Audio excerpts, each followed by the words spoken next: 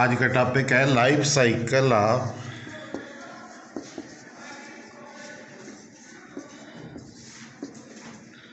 Angiosperms.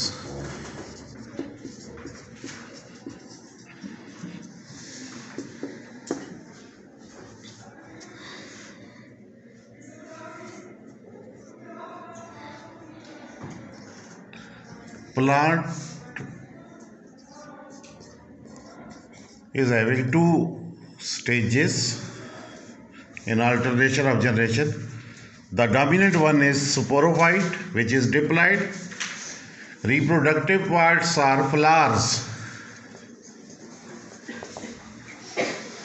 इसके reproductive parts flowers है, उनमें क्या मौजूद है? मेल पार्ट को क्या नाम देते हैं? Androecium. Male part is called what? Androecium. It consists of stamens. Androecium consists of what? Stamens. Each stamen is having two parts, anther and filament. Anther is having 4 lobes. These are called what? Anther lobes. And there are 4 pollen sacs. In each anther lobe there is a pollen sac. Pollen sacs are having pollen grains. अब ये जो pollen grains हैं ये कैसे बनते हैं? Initially there are no pollen grains. Pollen sacs are having microspore mother cells which are diploid. They divide by meiosis and they produce what? Microspores which are haploid. Then mitosis occur in microspores, and what happens? Pollen grains are formed. These pollen grains are having 2 covering, outermost extine, innermost intine, and there are 2 nuclei, tube nucleus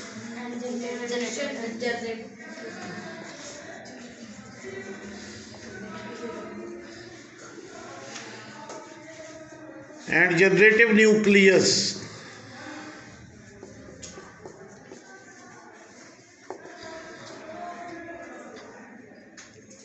Tube nucleus, generative nucleus.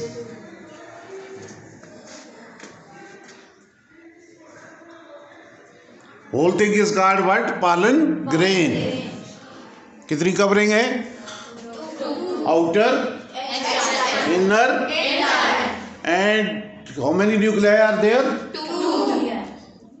One is called tube nucleus and the other one generative nucleus. And where does it occur? Pollen grain is found in pollen sacs are within and anther lobes are part of anther, and anther is part of not stamen. The other part is filament and anther together form, and many stamens together form, which is what part of flower? Second part of the flower, reproductive part is female part, consists of what? Carpels. It consists of carpels, and carpels together form what? Gynoecium.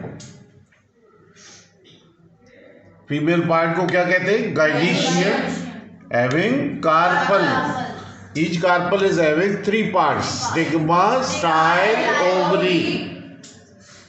Upper expanded portion is called stigma. The neck-like portion is called style, and the round portion which is beneath is called ovary. Ovary is having each ovule is shown separately. The stalk is called funicle. Stalk of the ovule is called what? Funicle. Central axis is called what? Chalaza. Outer covering. Outer covering is called what? Integument. Outer covering is called what? Integument. And The opening is called micropyle. Opening is called micropyle. And whole of this structure is called what? Embryo sac. Embryo sac is also called as female gametophyte. It is called female gametophyte. किसके अंदर है? Female gametophyte किसके अंदर है? Inside the ovule. Ovule कहाँ है? Inside the ovary. And ovary is part of what? Carpel. How many other parts are there? Two. Style and stigma. Stigma, style and ovary. And carpels together form what? Gynoecium. Gynoecium is female part of the flower which is also borne on what? Sporophyte. अब ये जो embryo sac है या female gametophyte या ovule, ये as a whole पहले नहीं होता, ये मौजूद नहीं होता। ये कैसे बनता है? शुरू में यहाँ पे मेगास्पोर मदर सेल्स है।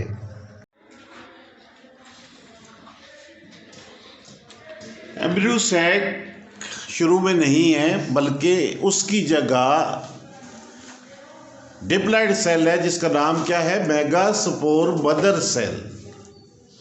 कहाँ है? ओव्यूल के अंदर। Where there is embryo sac.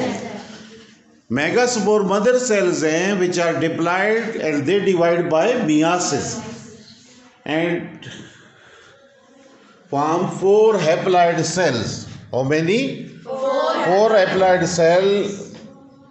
3 degenerate. 3 of them Degenerate. and 1 is functional megaspore. 1 is functional megaspore. That megaspore divide by mitosis and nuclear mitosis take place. Mitosis, nuclear mitosis. Nucleus divided into how many nuclei? 2 nuclei. In second division, how many nuclei are formed? 4. Third one, 8. 4 of them migrate to one pole, 4 to other, and they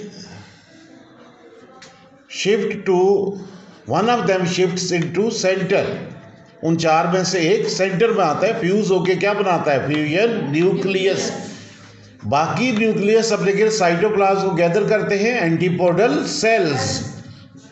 फिर क्या? oosphere. फिर क्या? synergids. And whole this thing is called what? Embryo sac, which is in what? Ovule. Covering ovule की क्या कहलाती है? Integument. क्या कहलाती है? Integument. Opening micropyle. The central axis what? Chalaza. Stalk funicle. And this ovule is inside ovary. Ovary is part of carpel. The other parts are stigma, style, and carpels together form what? Female part, gynoecium.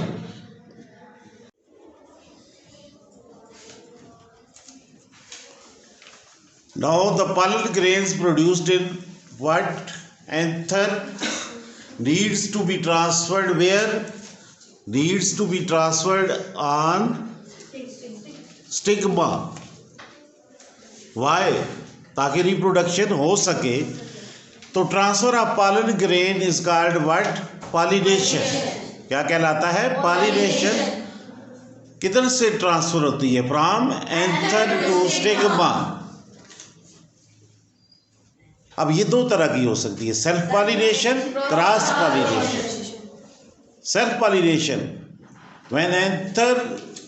when pollen grains are transferred from anther to stigma of same flower or another flower on same plant,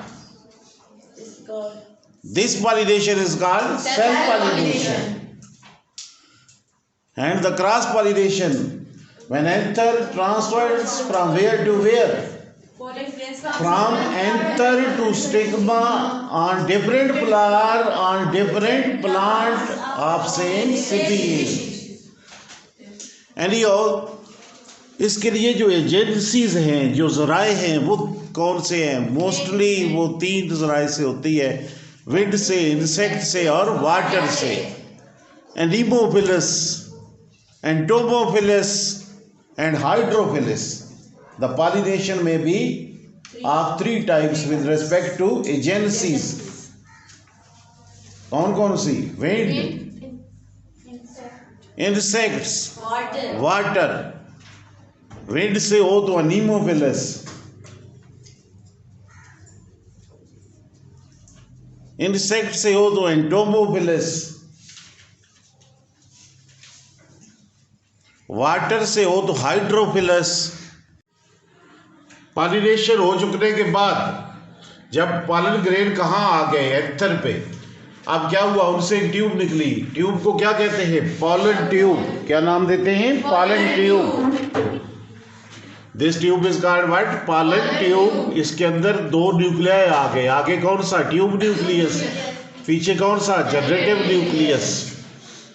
generative nucleus then divides and produce what? 2 sperms. और tube nucleus क्या है? वो आगे है. वो चल के क्या करता है? डिसॉल्व करता है एम्ब्रियो सैक को, और sperms are released inside what? Embryo sac. Sperms are released inside embryo sac. Tube nucleus क्या हो जाता है? डीजनरेट हो जाता है. उसका काम क्या था? पेनिट्रेशन में हेल्प करना. इसके बाद उसका कोई रोल नहीं रहता. जबकि one of the sperm फर्टिलाइजेज with one of the egg और oosphere. ये जो oosphere था उसके साथ फर्टिलाइज किया और इसने क्या बनाया? जाइगोट. जो बाद में क्या बनाएगा? Embryo. Zygote will transform into what? और एम्ब्रियो कहाँ होगा? Inside the seed. दूसरा स्पर्म क्या करेगा? किसके साथ फर्टिलाइज होगा? फ्यूजन न्यूक्लियस के साथ. क्या बनाएगा? Endosperm. And the process would be called as double fertilization. ये एंडोस्पर्म भी कहाँ होगा? सीड के अंदर. क्या होगा? पहले एंडोस्पर्म न्यूक्लियस और फिर एंडोस्पर्म बनेगा. एंडोस्पर्म क्या करता है? स्टोर करता है फूड एम्ब्रियो के लिए. It stores food for the embryo. और फिर ये फूड जब उसको ज़रूरत होती है एम्ब्रियो को जर्मिनेशन के वक्त, उस वक्त यूज़ करता है. एज अ होल पूरा ओव्यूल किस में कन्वर्ट हो जाता है? सीड में. And the ovary converts into fruit. अब एम्ब्रियो डॉर्मेंट रहता है सीड के अंदर. जब हालात फेवरेबल हो तो सीड जर्मिनेट करके फिर क्या बना देता है? स्पोरोफाइट. अब मेल गैमेटोफाइट कौन सा है? जब पॉलन ग्रेन जर्मिनेट करता है. अब देखिए कितना रेडियस हो गया कि पॉलन ग्रेन जर्मिनेट करता है. उससे क्या निकलती है? Tube nucleus. और उसमें क्या मौजूद हैं? 2 स्पर्म्स. अब जो ये स्ट्रक्चर है इसको आप क्या नाम देते हो? Male gametophyte. जबकि एम्ब्रियो सैक जो कि कहाँ है? इनसाइड द ओव्यूल, वो क्या कहलाती है? Female gametophyte. तो अल्टरनेशन ऑफ जनरेशन तो इसमें भी है. आप जानते हैं कि जब ब्रायोफाइट्स में शुरू हुआ ये लाइफ साइकिल, तो उस वक्त डोमिनेंट चीज क्या थी? गैमेटोफाइट. और स्पोरोफाइट डिपेंड कर रहा था किस पे? Gametophyte. But with the passage of time ये क्या हो गया? रिड्यूस हो गया.